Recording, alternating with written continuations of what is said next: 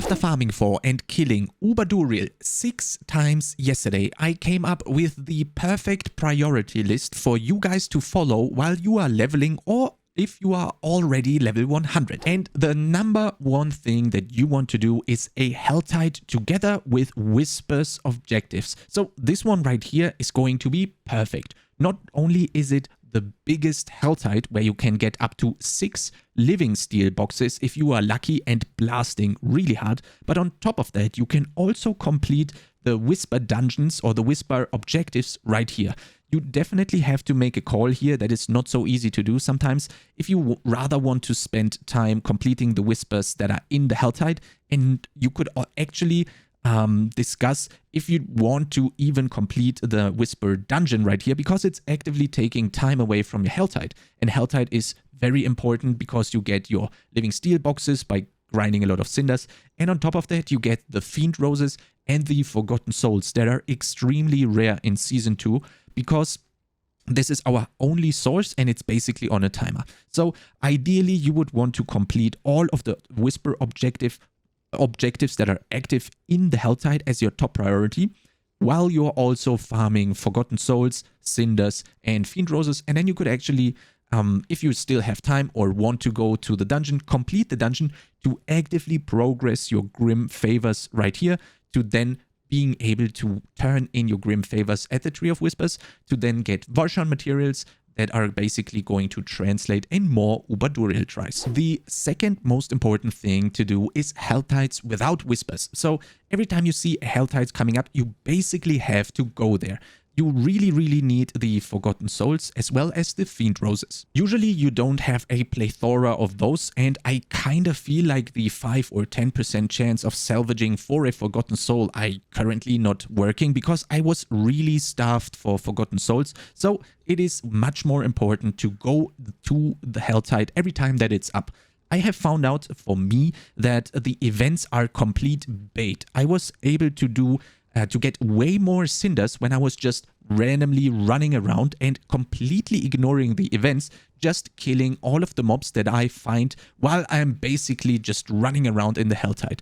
For me, these events right here that you see here, later on, I have just been ignoring those. Again, they have been slowing me down when it comes to cinders per minute or cinders per hour, whatever you want to call this.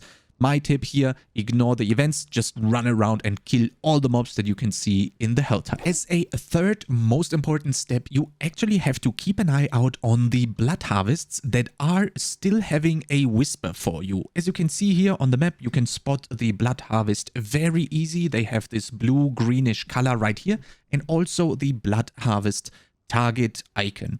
As you can see here, it also has a timer unlike the Helltide, but it's actually always active. It is just switching the zones over and over again, and therefore is also resetting the Whispers it has. These Whispers are actually fairly fast to complete, and as you can see here, you have 3 Whispers, but they are actually not located here. They are located in the whole zone, so it doesn't even matter if you set a pin right here and then go here, because you actually have to run around the zone to be able to complete those. As you can see here, this time you need to save 5 villagers, which again are located around the whole zone. And then you also need to slay some random mobs that are running around the area. You shouldn't really focus on this one, although it gives 5 Grim Favors, which is quite a lot.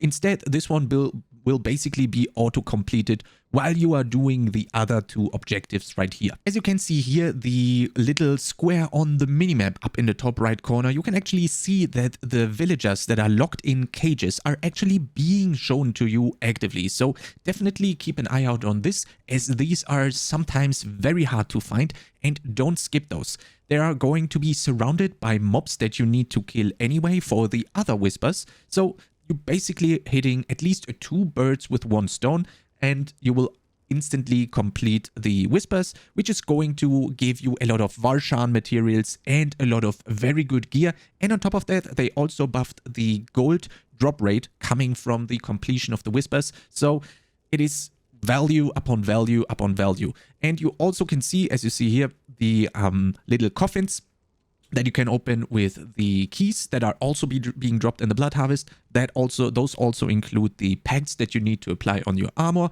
a lot of gold and also items that you can equip and are hopefully an upgrade for you. As a fourth priority, we actually want to finish the blood harvests that don't have any whispers in them. So let's say you completed all of the whispers in here and you don't have any of the previous or higher listed activities to do, then you would complete the blood harvest to get more potent blood and have the chance of finding good upgrades with opening up the coffins and upgrading your vampiric powers with the potent blood that you are finding while you are doing the blood harvests. If you have been very active and all the previous options are not available to you anymore for some reason, then you would actually go and complete the normal whispers and start getting and filling up your grim favors down here, so you can again go to the Tree of Whispers, turn in your cash, get a crazy good upgrade because the items in there are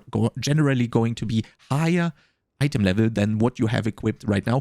You're also getting the Varshan materials here, and on top of that, quite a lot of gold. Also, on top of that, when you are doing dungeons for your whispers, it's very important that you run through these as fast as possible. We don't want to lose out on time here at all. We just straight up go for the objective. As you can see here, we just want to complete the dungeon and therefore get the 5 grim favors as fast as possible. So don't get tied up with killing any mobs, because the loot is generally less quality of what you would get when you complete the Tree of Whispers as fast as possible. And whenever you are trying to pick which whispers to go for first, it's really important that you take the one that has the least amount of time remaining. So as you can see here, Deadman's Dredge, for example, at the very bottom it says Whisper expires in 1 hour and 3 minutes. So this one should be very far down on your list, on your priority list. And if we check this one here, for example, let's see over here, this Carl Southern Expanse Flies, this one is 4 minutes. So this one is probably not completable. Maybe you could actually do this one in 4 minutes, because if you do this, you will actually generate more grim favors per minute, because if you would be running only the grim favors randomly and don't really would pay attention on the ones that are expiring very shortly, then there might be a chance, if you are really blasting those whispers, that you are going to run out of very good whispers to do. Ideally, you would always go for the dungeon first, and then obviously the harvests is going to be completed while you are doing the cullings or the rituals, for example. And the same also goes for the find the corpse, where you have to click the ravaged corpse and then the waves of enemies is going to be approaching. So definitely prioritize these, and then you can do stuff like the cellars or stuff like the whispers right here, where you have to complete an event. But these are generally not on your top priority list whenever you are doing the whispers only. During those 6 hardcore Uber Duriel kills, I was able to find a Ring of Starless Skies. I'm going to test out that puppy today, so if you want to join me in trying that out on a Bone Spear Necromancer, which I was able to get rank 1 in hardcore solo self-out in the world, check out the Twitch link down in the description below. And if you like content similar to this, make sure to subscribe to this YouTube channel, and I'll see you next time.